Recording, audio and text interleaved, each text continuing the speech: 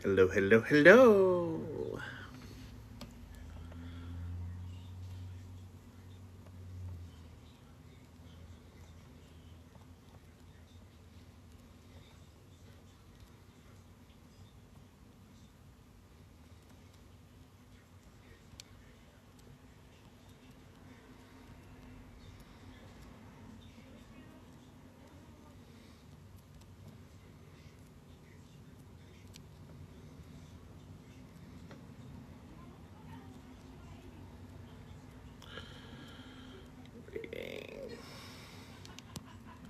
Hello, everybody. Hello. We're reading the Scarlet Letter today. Thank you for the heart me. I'm going to be reading the Scarlet Letter.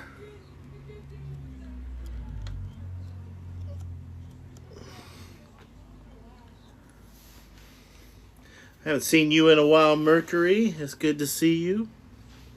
How are you, Alexander? We're going to be reading the Scarlet Letter by Nathaniel Hawthorne. This is what we're going to be reading today. Before we get started, we're going to just hit our products real quick. Next month, for month of art, for March, we're going to read How I Magically Messed Up My Life in 4 Freaking Days by Megan O'Russell. This will be our March author of the month, or on Saturdays we'll read them at 7 o'clock. And this is only on March. It's our TikTok author of the month, Megan O'Russell. This is pretty much Harry Potter in New York. It should be quite interesting.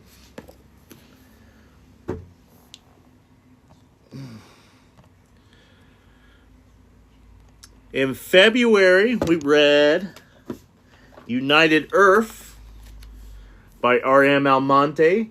We read the first book, and he has a 3-book series. And he's working on, I think it's going to be a 5-book series total, but he's working on that. This is a coming-of-age story, different multiple reality story, a metaphysical story. Think like a Doctor Strange type of going through the cosmos. Very interesting.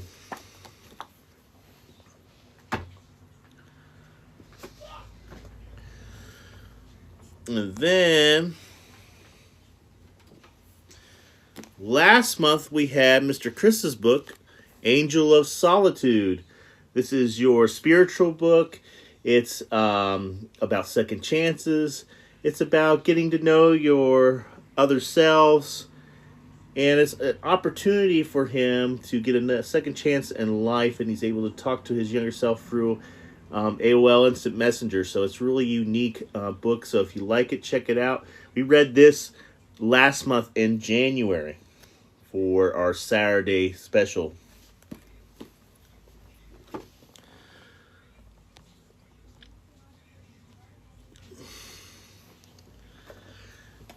Coming in March, we're going to read The Lord of the Flies. This one is by William Goulding.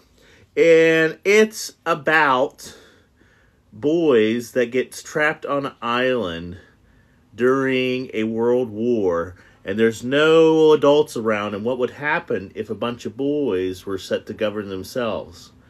There's a lot of interesting perspectives and things of what culture could be.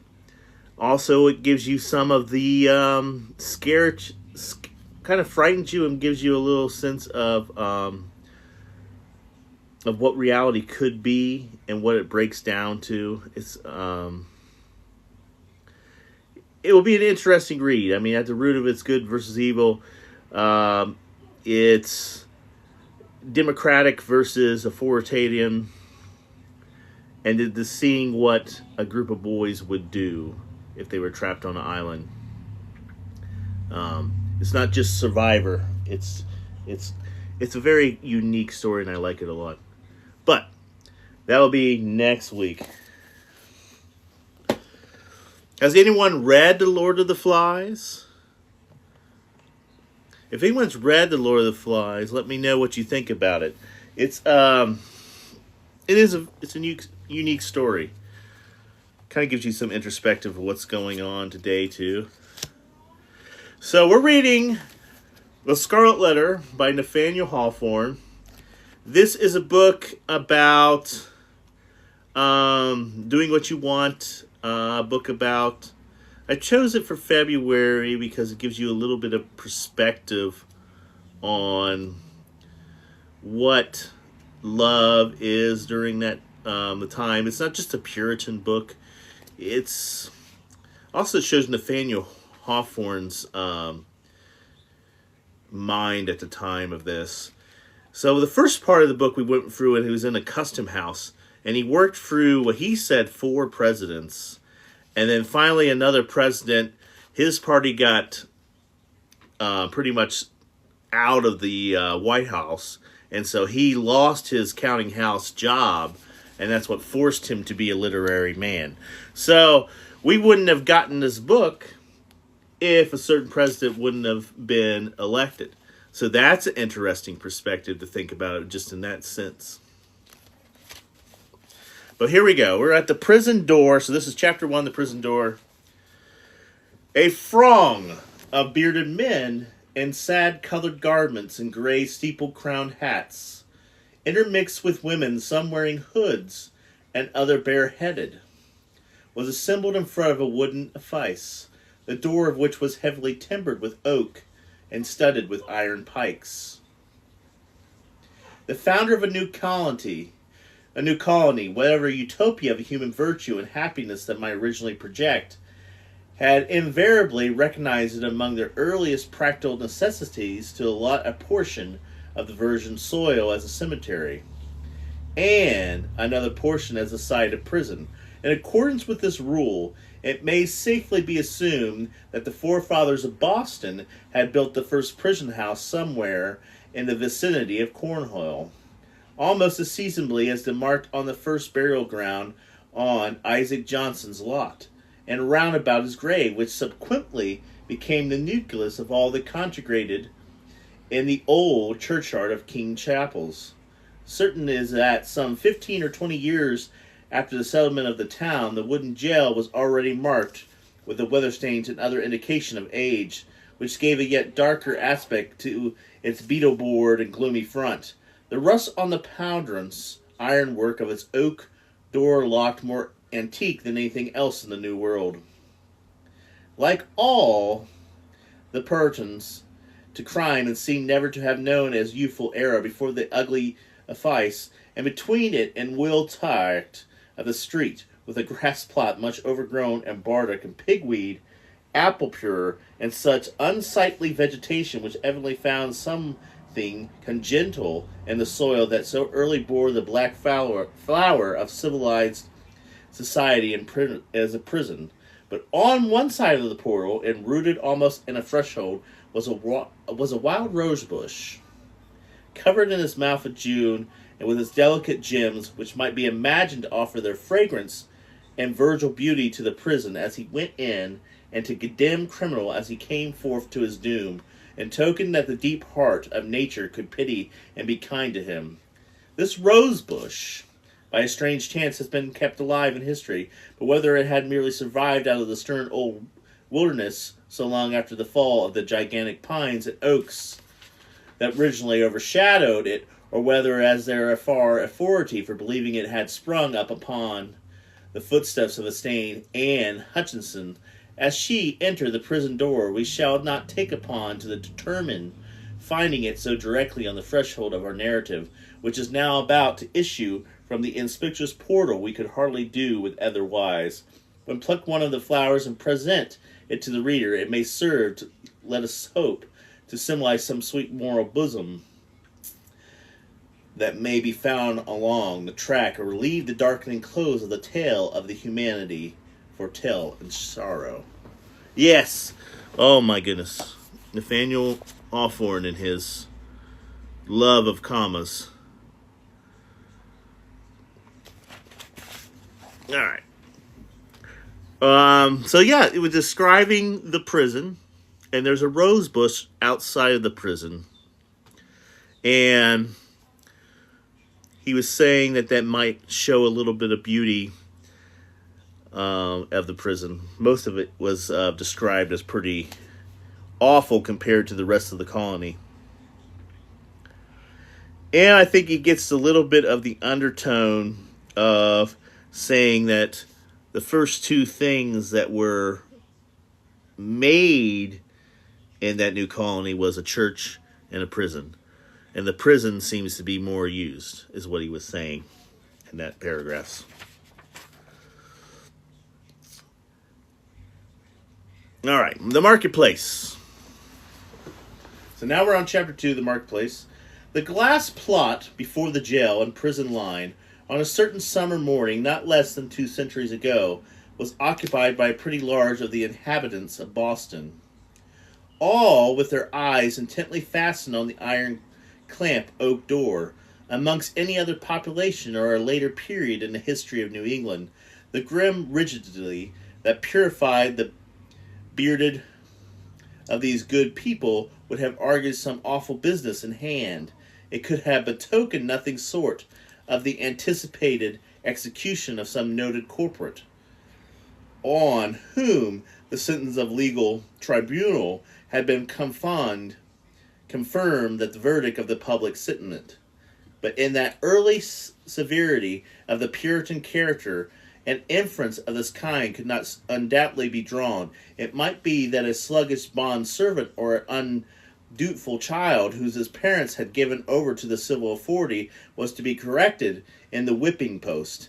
It might be that a Quaker or other heterodox religious was to be scourged out of town, or an idle and very vagrant Indian whom the white man's fire water had made righteous about the streets was to be driven with stripes into the shadow of the forest. It might be, too, that a witch, like old Mrs.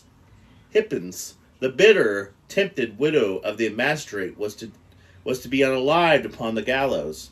In either case, there was very much the same solemnity of demeanor on the part of the spectators, as befitted a people among whom religion and law were almost identical, and those characters both so fervently interfused that the midst of the service acts of public display were alike made vulnerable and awful.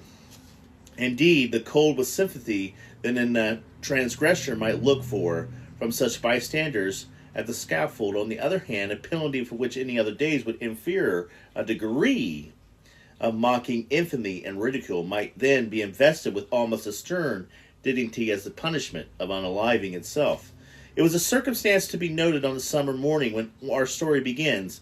Its course that the woman, of whom there were several in the crowd, appeared to take a particular interest in whether penal infliction might be expected to ensure. The age had so much refinement that any sense of impurity restrained that the wearers of the petticoat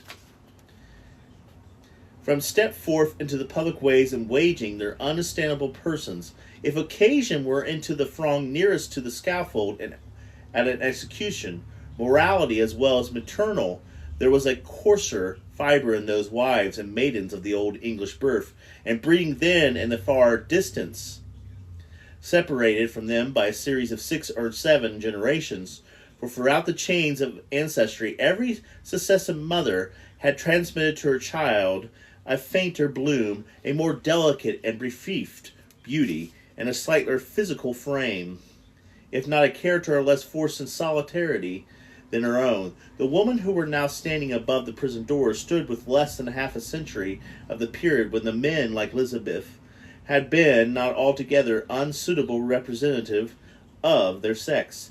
They were country women, and the beef and ale of their native land, with a moral diet not a whit more refined, entered largely into the composition. The bright morning sun therefore shone on the broad shoulders and well-developed busts, and on the round and ruddy cheeks. They had ripened in the far-off island, and had hardly yet grown paler or thinner in the atmosphere of New England. There was moreover a boldness and roundity of speech among the matrons, as much of them seemed to be the world's startle as a present day, whether in respect to its portion or in volume and tone. "Goodwives," said a hard-featured dame of 50, "I'll tell you a piece of my mind. It would be grateful for the public behoof if we women, being a mature age and church member in good repute, should have the handling of such malefictions as this Hester praying, what think the gossips if the hussy stood up for judgment before her 5 that are now here in the knot together? Would she come off with such a sentence of the worshipful magistrates have rewarded? Murray, I trow not. People say, said another, that the Reverend Master, her godly pastor, takes in very grievous to heart that such a scandal should have come upon his congregation. The magistrates are God-fearing gentlemen, but merciful overmuch. That is truth, added a third autumn matron. At the very least, they should have put the brand of hot iron on Hester. Forehead, Madame Hester, would have winced at that, I warrant me.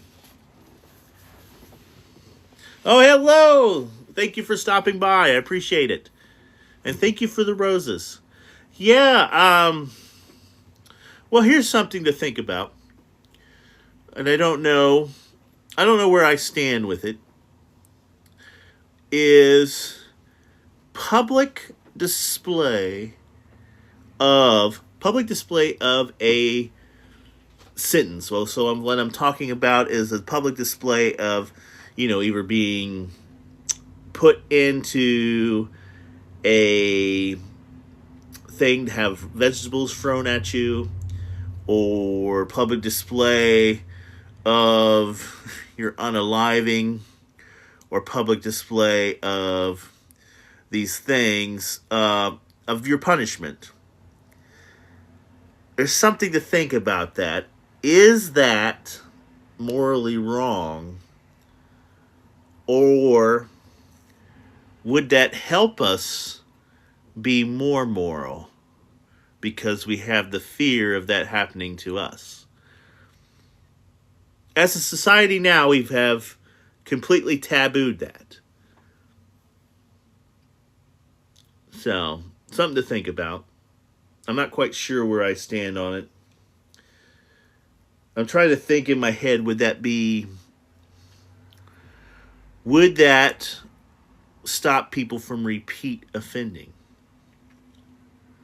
If you knew you were going to be a public spectacle? Or would that cause you to repeat offend because you are going to be that public spectacle? I don't know.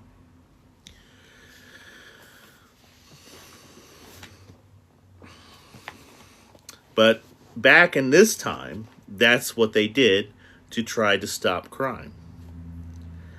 And then also we brought up the witches in there. We brought up that. We brought up, falsely accused things. That's going to be brought up in this book. I thought also about reading The Crucible, but those are also things to think about.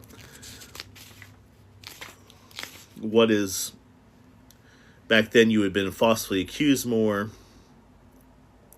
And then I'm just curious if we had public display of crime, would there be less crime? Public display of the punishment.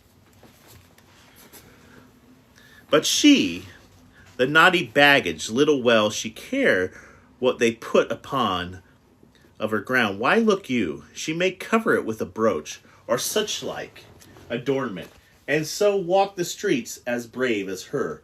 So these women are talking that they would have rather have had this. She needs to have the mark actually want into her skin is what they want. They want her to be branded. But she just has, from this I think they allowed her where she just has to wear it.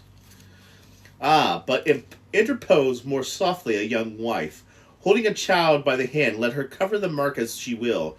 The pang of it will be always in her heart. What do we talk of marks and brands, whether on the bodice or on a gown or on the flesh or on the forehead? Carried another female, the ugliest as well as the most pitiless of this self-congested judges. These women has brought shame upon us all and ought to be unalive. Is there not law for it? Truly there is both, in the scripture and in the statute book. Then let the magistrates who have made it or no effect think themselves that their own wives and daughters go astray. "Mercy on us, good wife!" exclaimed a man in the crowd. "Is there no virtue in women to save what springs from a wholesome fear of the gallows? That is the hardest word yet.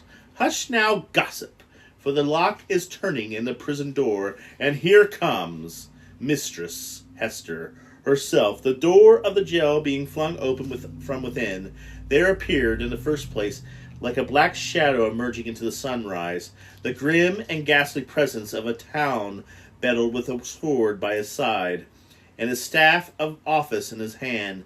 This personage, prefigured and represented in his aspect of the whole dismissal severity of the Puritanic code of law, which is his business, and administer in the final and closest application to the offender, stretching forth to the official staff in his left hand.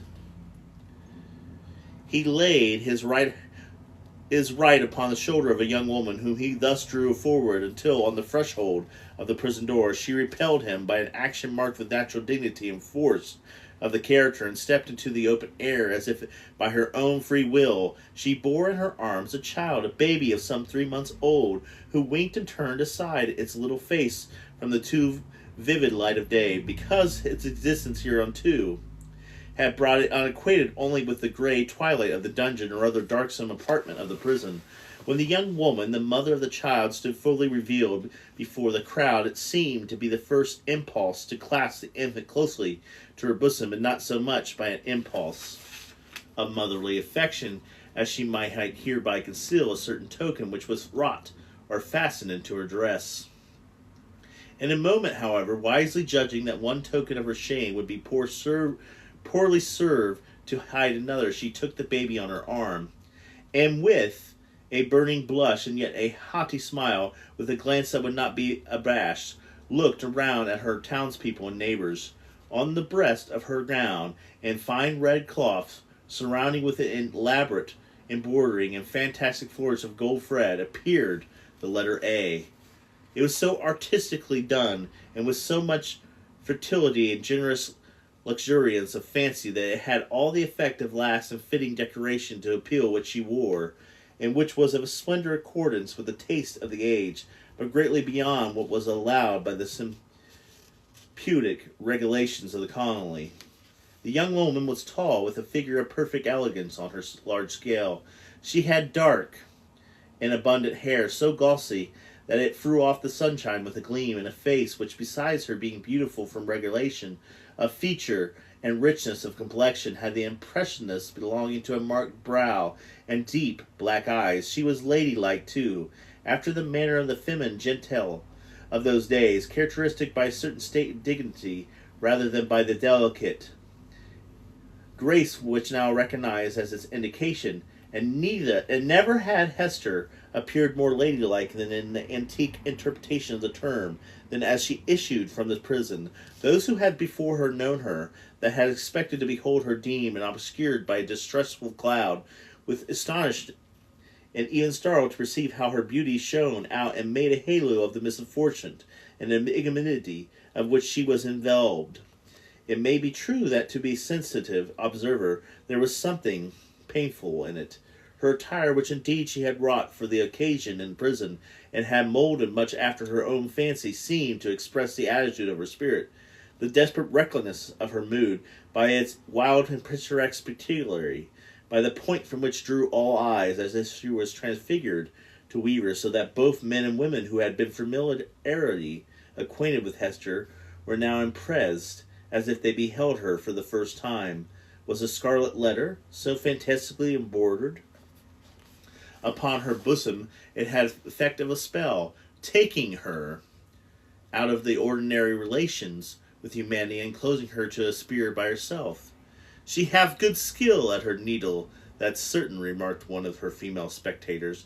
"But did ever a woman before the brazen hussy contrive with such a way of showing it? Why, gossips, what is it but to laugh in the faces of our godly magistrates, and make a pride out of what they worthy gentlemen meant for a punishment?" "If it were well," muttered the most iron vestige of the old dames, "if we would strike Madam Hester, rich gown off her dignity shoulders, and as for the red letter which she had stitched so curiously, I'll bestow a rag of mine, flannel, to make it fitter. Oh, peace, neighbors, peace! Whisper your youngest companion. Do not let her hear you. Not a stitch in that embroidered letter, but she has felt it in her heart. The grim Biddle now made a gesture with the staff. Make way, good people, make way in the king's name. Carry ye, open a passage, and I promise ye, Hester shall be set where man, woman, and child may have a fair sight of her brave appeal from this time till an hour past per diem. A blessing on the righteous colony of the Massachusetts, where integrity dragged out into sunshine. Come along, Madam Hester, and show your scarlet letter in the marketplace. A lane was forthwith opened for the crowd of spectators, preceded by the Biddle, and attained by irregular precision of stern-browed men, unkindly vestigied women.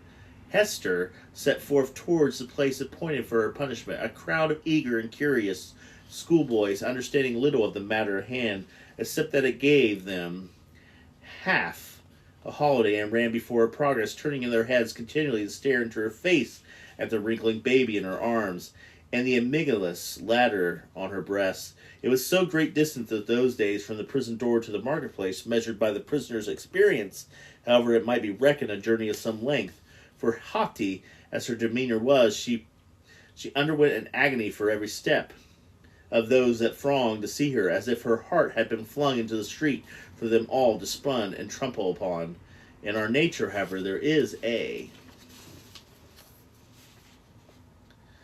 provision, unlike marvelous and merciful, that the sufferer should never know the intensity of what endures by his present torture, chiefly by the pang and rankles after it, with almost a shern. Therefore, Hester passed through the portion of her ordeal, and came to sort of scaffold at the western extremity of the marketplace. It stood near beneath of Boston's earliest church, and appeared to be a fixture there. In fact, this scaffold conjuncted a portion of a penal machine, which now for 2 or 3 generations past has been merely historical and traditional among us, but was held in the old time to be an effectual agent in the promotion of good citizenship, as ever was the guillotine among the terrorists of France. It was inserted the platform of the pillory, and above it rose the framework of the instrument of discipline, so fashioned as to confine the human head in its tight gasp, and then hold it up for public gaze. Hello, Julie Bean, how are you? Thank you for the gifts, for reading the scarlet letter. The very ideal of ignominy was embroidered and made manifest and is contrived of the wood and iron. There can be no outrage, methinks, against our common nature, where it be the culprit to hide his face for shame, as it was the essence of this punishment meant to do. And Hester, instance, however, was now infrequent. In other cases, her sentence bore that she could stand a certain time upon the platform, but without undergoing the grip about the neck and confinement over the head. The prudeness in which was the most devilish characteristic of this ugly engine, knowing well her part, as she ascended a flight of wooden steps, and was thus displayed in the surrounding multitude, at above the height of a man's shoulder above the street.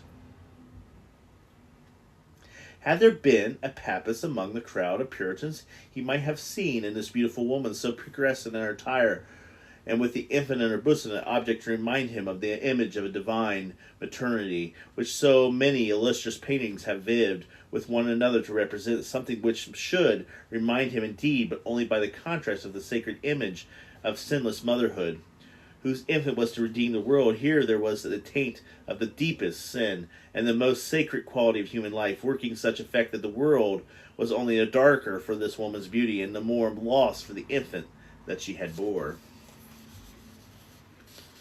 The scene was not without a mixture of awe, and such as much always invests the spectacle of guilty and shame in a fellow creature before society shall have grown corrupt enough to smile. Instead of the shouldering at it, the witness of Hester, disgrace had not yet passed beyond their simplicity. They were stern enough to look upon her, and had been the sentence without the murmur of its severity, but had not none of their heartless of those another social state, which would find only a theme for jest in an exposition like the present.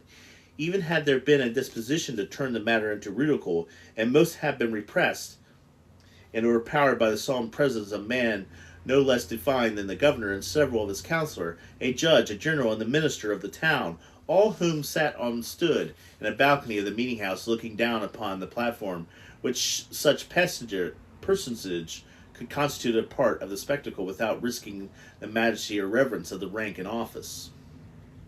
It was safety to be inferred that the inflection of the legal sentence would have an earnest and effectual meaning. According to the crowd was somber and grave. The unhappy corporate sustained herself as best a woman might under the heavy weight of 1,000 unrelenting eyes, all fastened upon her and concentrated on her bosom. It was almost intolerable to bore. On an impulse and passionate nature, she had forfeited herself to encounter the strings, that venomous stabs of public communal, wreckling itself in every variety of insult, but their mind, that she longed rather to behold all those rigid consequences, contorted with scornful merit. And herself, the object, had a roar of laughter burst from the multitude. Each man, each woman, each shrill-voiced child contributed to their individual parts. Hester might have repaid them all with bitter and disdainful smile. But under the laden infliction which it was her doom to endure, she felt at the moments as she must need to shriek out with the full power of her lungs, and cast herself from the scaffold down upon the ground, or else go mad at once. Yet there was intervals when the whole scene in which she was the most compitious object seemed to vanish from her eyes, or at the least glimmered indistinctly before them, like a mass of imperfectity. Yes. Shaped in spectral images. Her mind, especially her memory, was paternally active and kept bringing up other scenes than this roughly hewn street of a little town on the edge of the western wilderness. Other faces then were luring upon her from beneath the brims of those steeple-crowned hats. Reminiscences, the most trifling and intramural passages of infancy, school days, sports, childhood's quarrels, and the little domestic traits of maiden years, came swarming back upon her, intermingled with the recollection of whether was the gravest in her subsequent life, one picture precisely as vivid as another, as all were of similar importance, or all alike a play. Possibly it was an introspective device of her spirit to relieve herself by the acquisition of those fantastic forms from the cruel weight and hardness of the reality. But that as it might, the scaffold of the pillory was point of the view that revealed to Hester the entire track along which she had been treading since her happy infancy. Standing on the miserable eminence, she saw again her native village in old England, and her paternal home, a decaying house of grey stone, with a poverty-stricken aspect, but retaining a half-obliterated shield of arms over the portal in token of antiquity, gentility. She saw her father's face, with his bald brow and revered white beard that flowed over the old-fashioned Elizabethan ruff. Her mother's, too, with the long of the heedful and anxious love which was always wore in her resemblance, and which even since her unaliving had so often laid the impediment of general remonstrance in her daughter's pathways. She saw her own face glowing with girlish beauty, and illuminating all the interior of the dusky mirror in which she had been wont gaze upon it. There she beheld another countersentence of a man, well sickened in her years, a pale, thin, scholar-like visage, with eyes dim and blurred by the lamplight, that had served him to be pore over many ponderous books, yet those seen blurred optics had a strange, pretending power, than it was their owner's purpose to read the human soul. This figure of the study in the cluster, as Hester, womanly fancy failed not to recall, was slightly deformed, with the left shoulder a trifle higher than the right. Next rose before her in the memory picture gallery the intricate and narrow thoroughfares, the tall grey house, the huge cathedrals, and the public edifices, ancient in date and quaint in architecture of continental city. With a new life had awaited her, still a connection with the mishap scholar, a new life by feeding herself one time worn materials like a trough of green moss of the crumbling wall. Lastly, in lieu of these shifting scenes, came back the rude marketplace of Puritan settlement, with all the townspeople assembling, leveling their stern regards to Hester. Yes, at herself who stood on the scaffolding of Purley, an infant in her arm, and the letter A in scarlet fantastically embroidered with gold thread upon her bosom. Could it be true? She clutched the child so fiercely to her breast that it sent forth a cry. She turned her eyes downward at the scarlet letter, and even touched it with a finger to assure herself that the infant and the shame were real. Yes, these were her realities. All else had vanished. All right. Take a little break there. I'm going to get some water.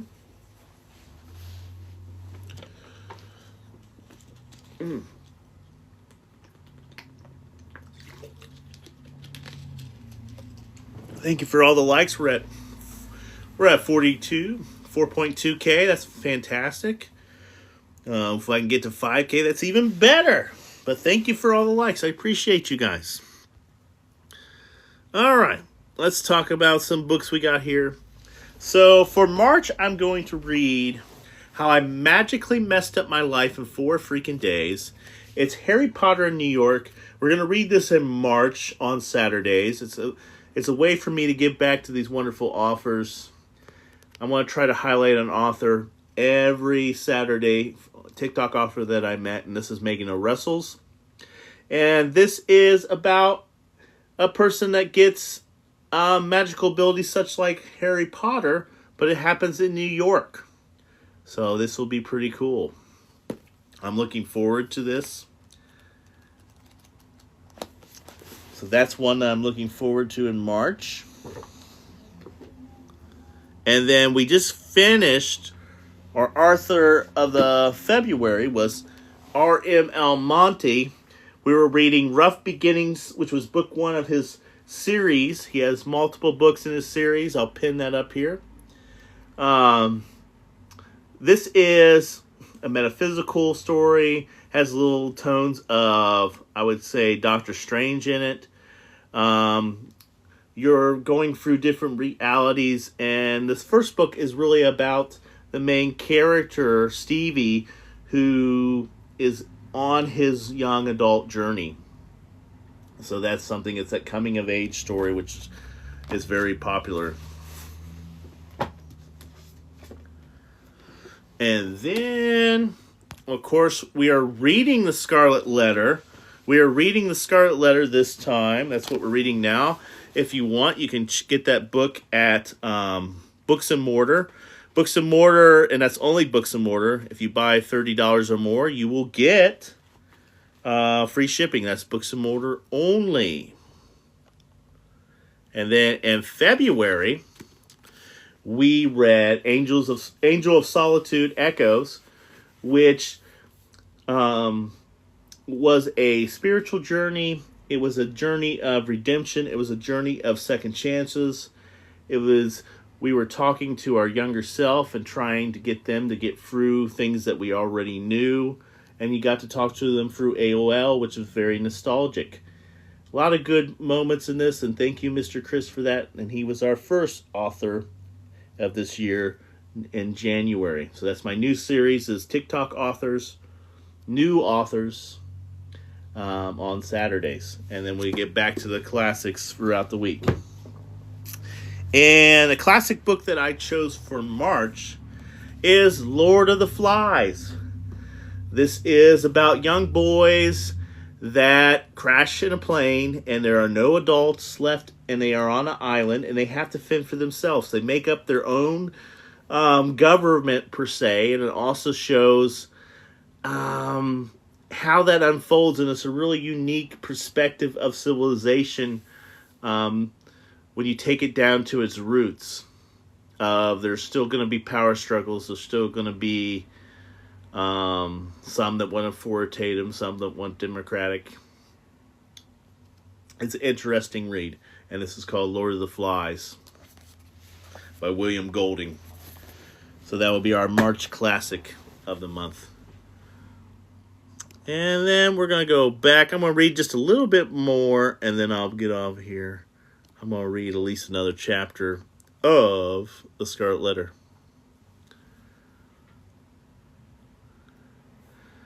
All right, here we go again. We're going to continue with The Scarlet Letter. We're on chapter 3, Recognition. And here we go.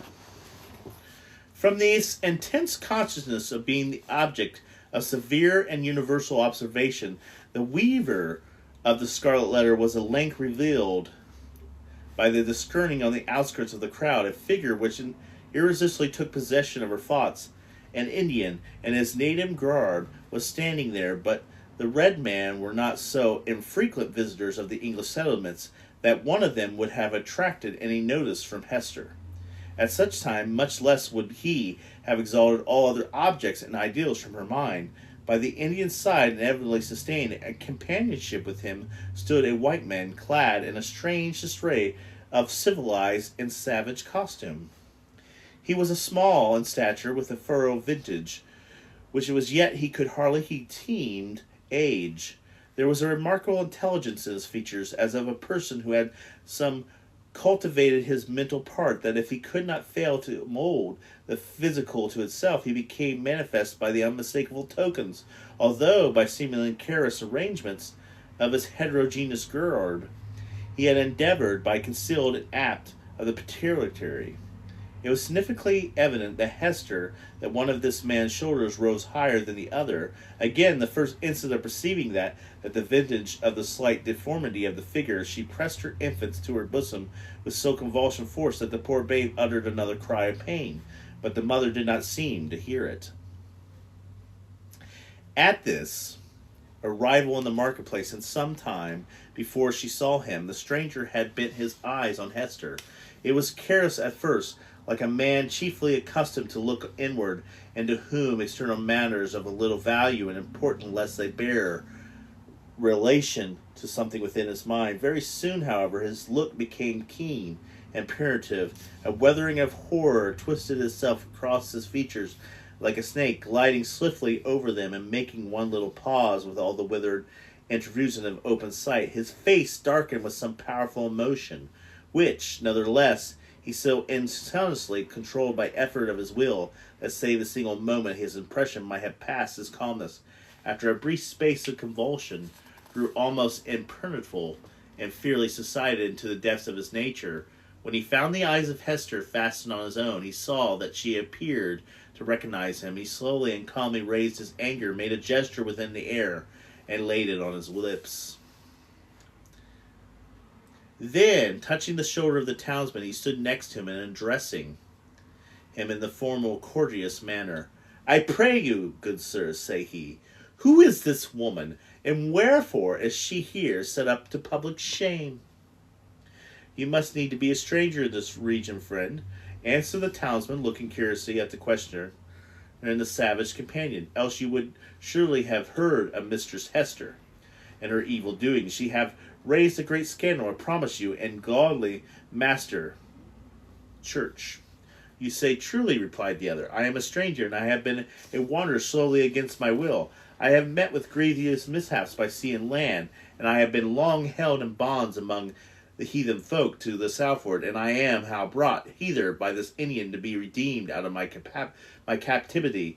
Will it be please you, therefore, to tell me of Hester? Have I her name rightly, or the woman's offences, and what has brought her to the yonder scaffold?"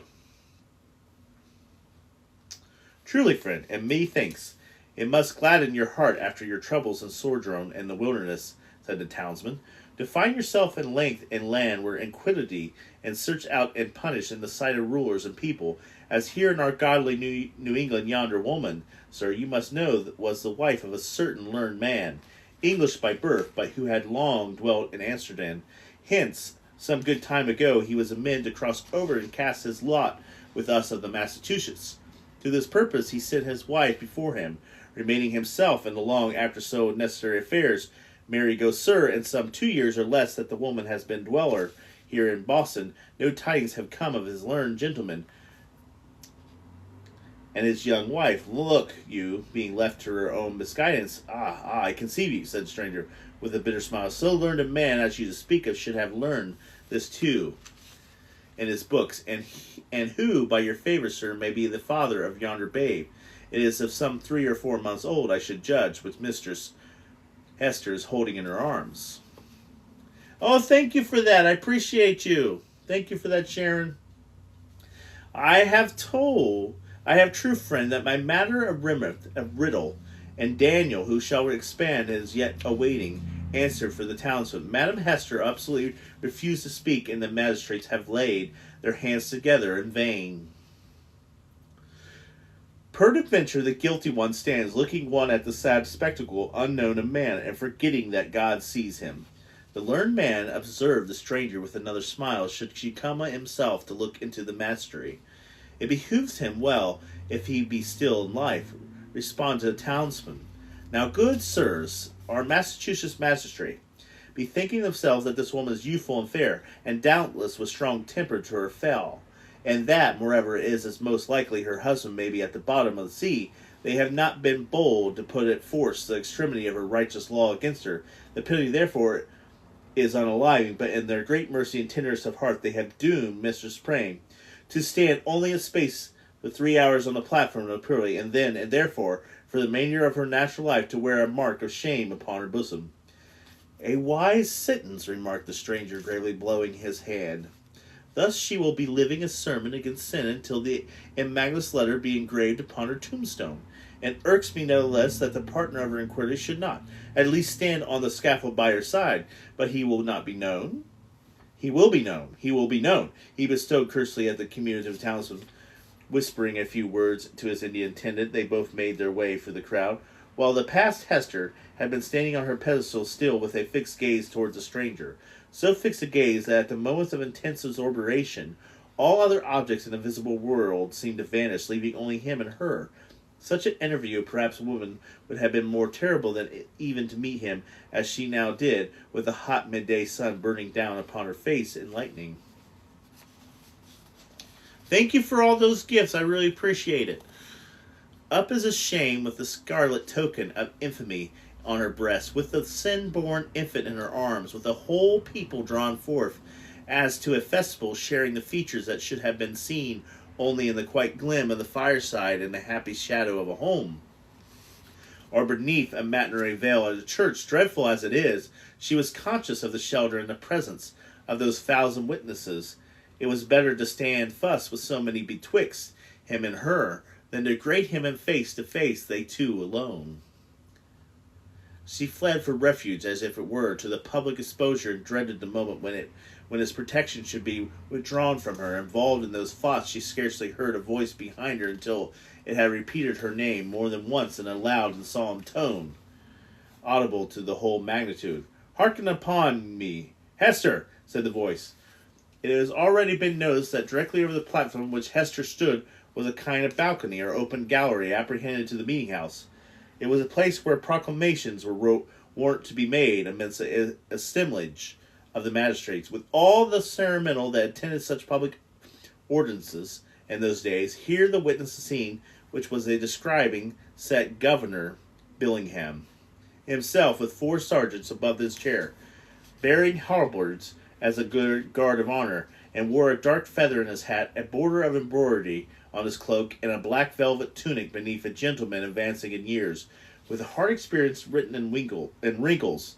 He was now ill fit to be the head and representative of the community, with owed in his origin and progress, and in his present state of development, not to the impulses of youth, but to the stern and tempered energies of manhood, and the sovereign sanctity of age, accomplished so much precisely because he imagined and hoped so little.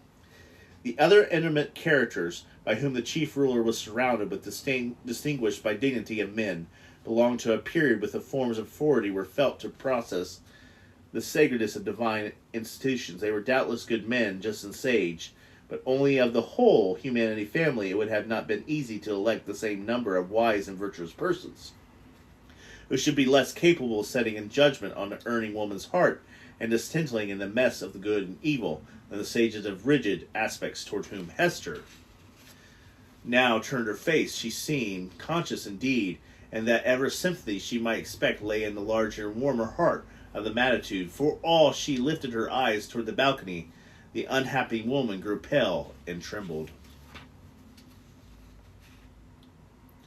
The voice which had called her attention was that of the Reverend, and famous John Wilson, the eldest clergyman of Boston, a great scholar like most of his contemporaries in the profession, and withal a man of kind and gentle spirit.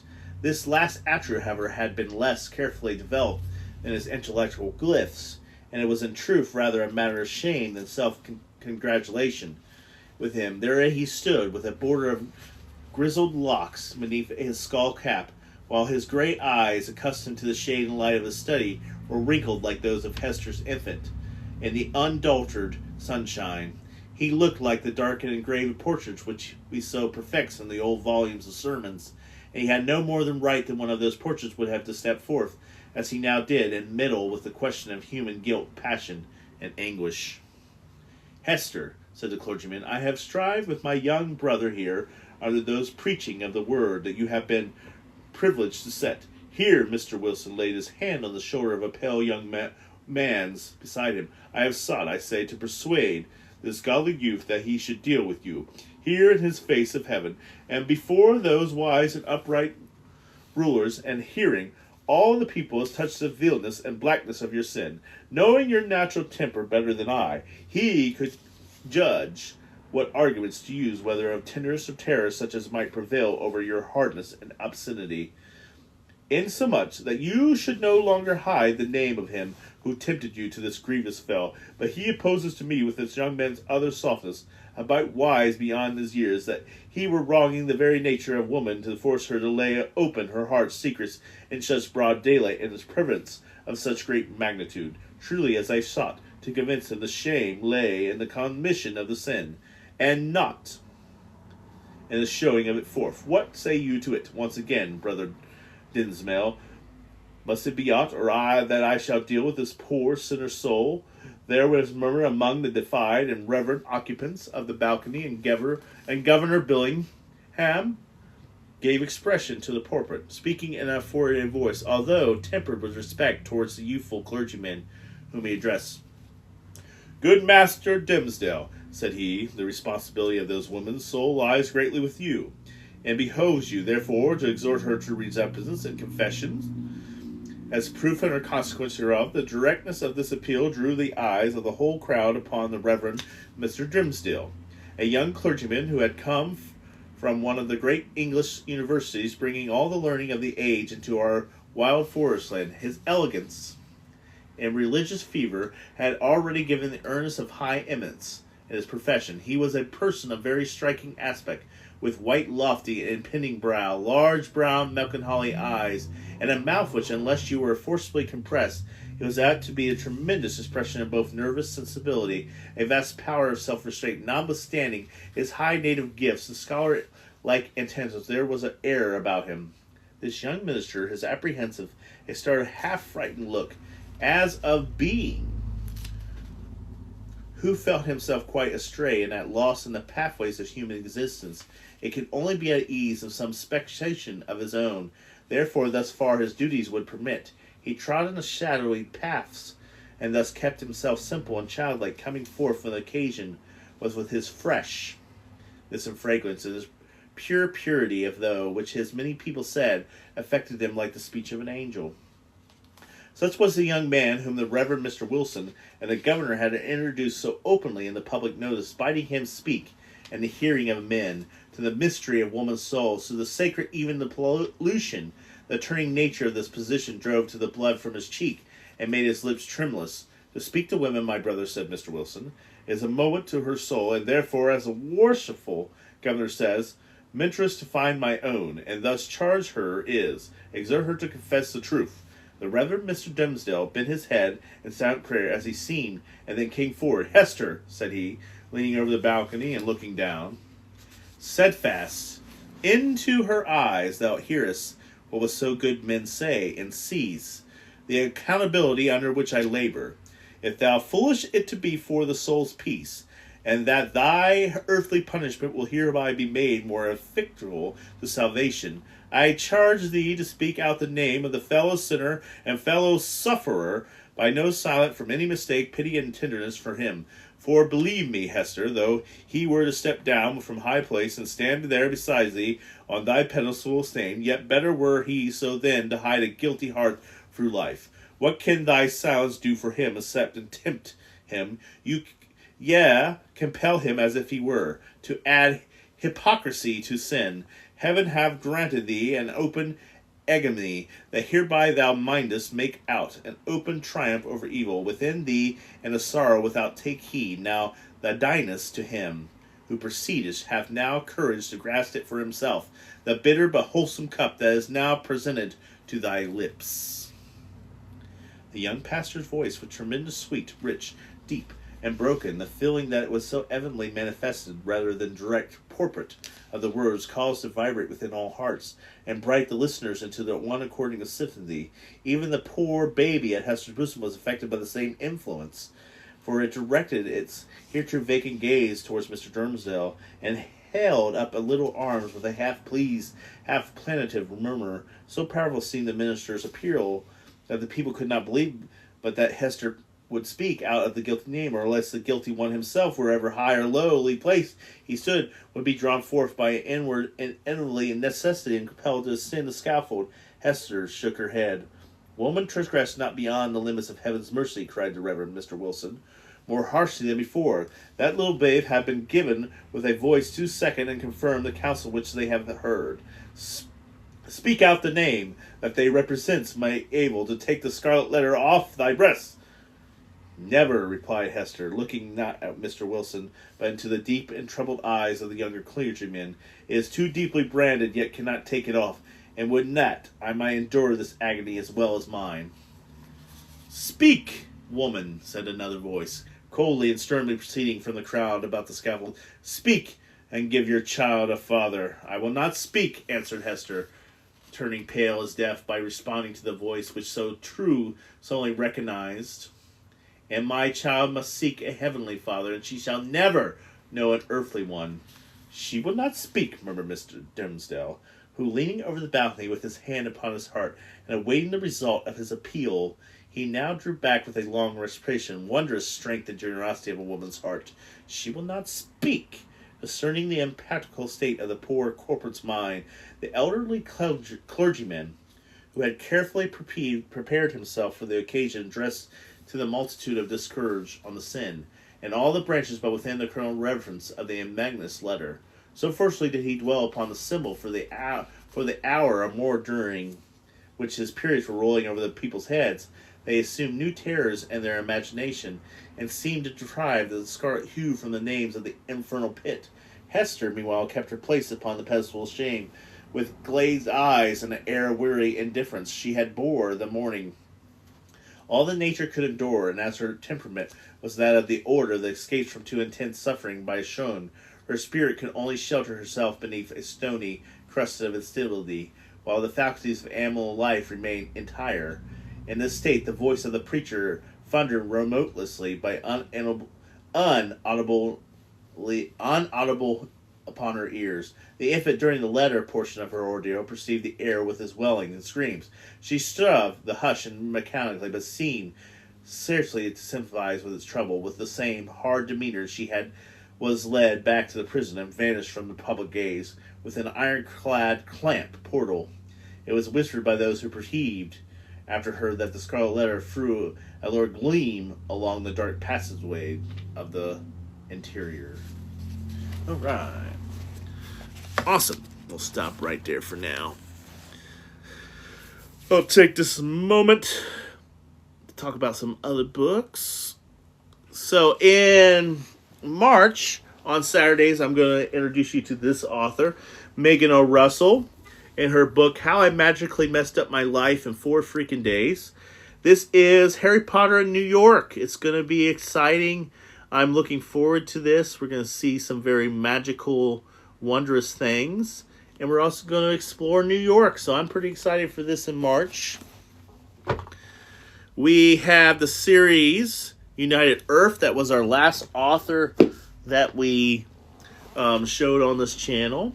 So I'm going to try to do every Saturday to expose a new author. And this was our author in February, R.M. Almonte. You should check him out. You can find all these authors on TikTok, so check them out. Yes, this is a coming-of-age story, metaphysical story. It takes place, also can be classified as science fiction. A little bit of Doctor Strange in it, where you go across different realities. Interesting story. Check out United Earth. And then, of course, we're reading The Scarlet Letter. That's what we're reading now. I'm going to keep my classics. That's what we're going to be experiencing as classics.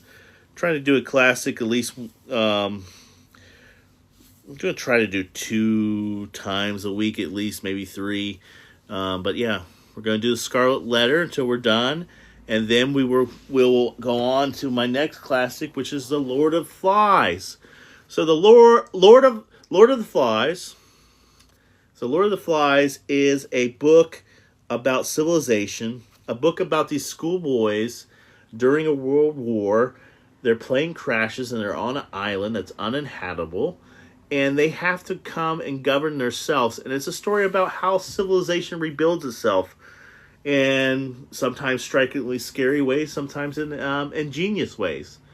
But it's a what if story of what if schoolboys were meant to govern themselves and what would happen. Pretty unique story. Has some other really cool stuff that we'll talk about in it. And then our January author was Mr. Chris. This is Angel of Solitude. It was a spiritual book. It was a book about second chances, a book about talking to your younger self and what you would tell them if you had a chance. You were able to talk to them through instant messenger, so it had some nostalgia effects. Really good messages in this book. If you like these type of books, I really recommend this one. Angel of Solitude Echoes. Very great book. So check those out.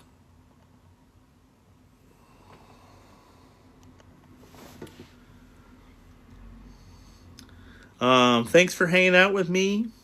I'm going to leave for now. And thank you, Sharon, for all those gifts. We're going to continue Scarlet Letter. We are about a little more than a third done with Scarlet Letter.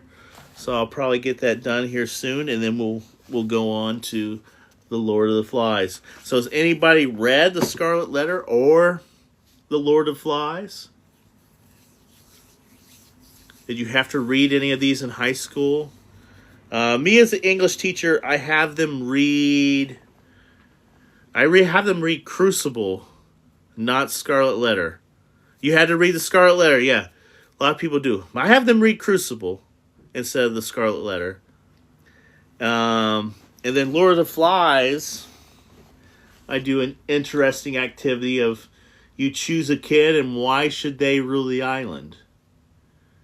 And then also I give an activity of what would you do if you ruled the island. So that's what I do with this book. It's an interesting book.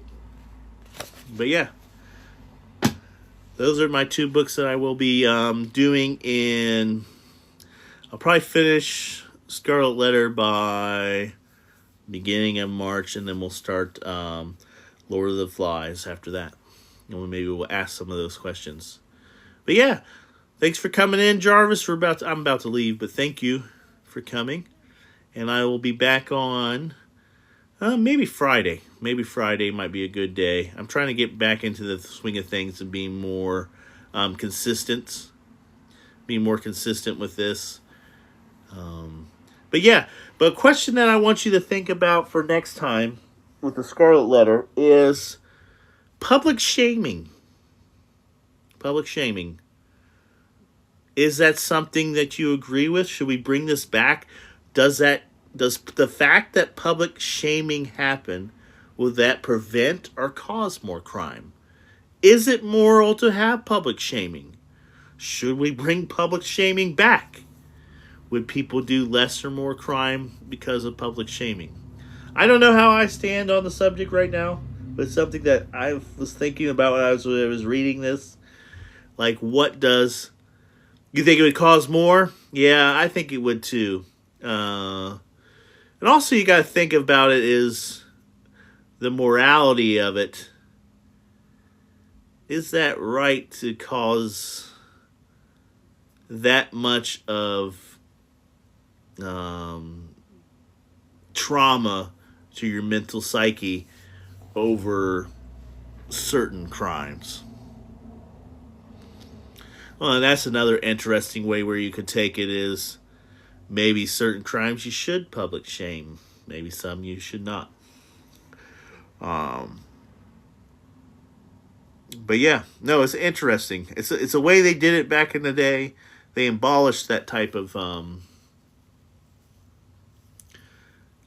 punishment because of the moral. It was immoral to do that. But yeah, take care. Interesting subject. And I will talk to you guys next time.